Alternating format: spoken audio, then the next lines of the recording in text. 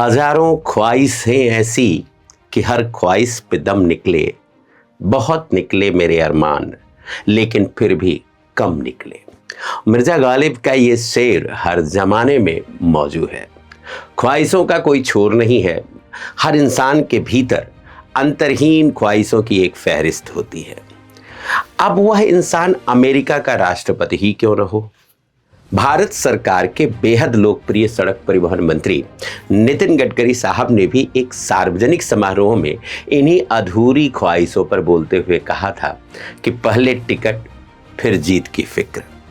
जीते गए, अगर जीत भी गए तो मंत्री बनने की चिंता, मंत्री बनना सुनिश्चित हुआ तो कैबिनेट मंत्री बनने की चिंता, वह हो लिए तो मनचाहा विभाग मिलने की चिंता।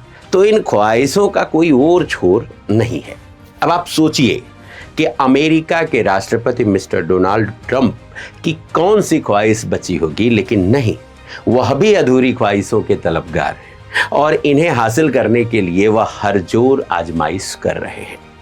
अभी हाल ही में भारत और पाकिस्तान के मध्य हुए सीज फायर के बाद वह लगातार इस सीज फायर का श्रेय ले रहे हैं और ऐसा उनका मानना है कि भारत पाकिस्तान के मध्य छिड़ने वाले परमाणु युद्ध उनके ही प्रयासों से रुका है, इसलिए उन्हें नोबेल पुरस्कार मिलना चाहिए।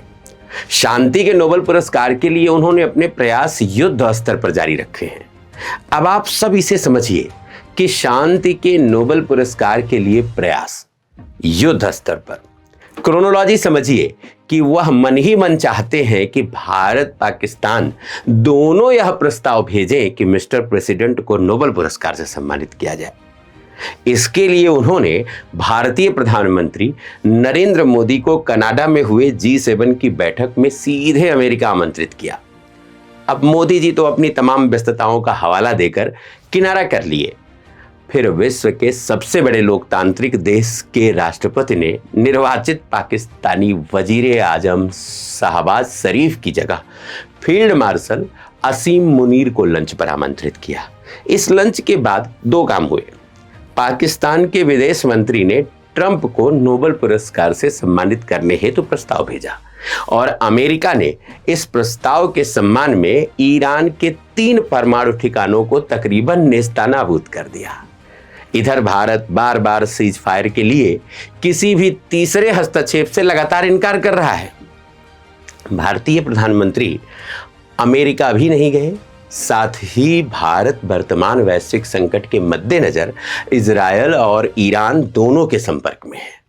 यह देखना ज्ञानवर्धक होगा कि वैश्विक स्तर पर उभरते तृतीय विश्व युद्ध के इन खतरों के बीच एक बार फिर ट्रंप ने ईरान और इजरायल के बीच सीज फायर कराकर सारी महफिल लूटने की कोशिश की। दरअसल ट्रंप ये समझते हैं कि सीज फायरों की फहरिस्त लंबी हुई तो वो नोबेल पुरस्कार पाने के बेहद करीब पहुंच जाएंगे। लेकिन सवाल अब भी यही है कि ट्रंप की ये ख्वाहिश कब पूरी होगी। इसलिए आप सब भी अपनी अपनी ख्वाहिशों को पूरा करने का जतन करते रहिए। यह जिंदगी कुछ और नहीं है, अधूरी ख्वाहिशों को पूरा करते रहने का दूसरा नाम है। कुछ पूरी होती हैं और कुछ को पूरा करने की उम्मीद में आदमी जिए जा रहा है। अधूरी ख्वाहिशों के सम्मान में यह कुछ पंक्तियां आप सबको समर्पित हैं। अगर सब कुछ मिल जाएगा जिंदगी में तो तमन्ना किसकी करोगे। कुछ अधूरी ख्वाहिशें ही जिंदगी में जीने का मजा देती हैं।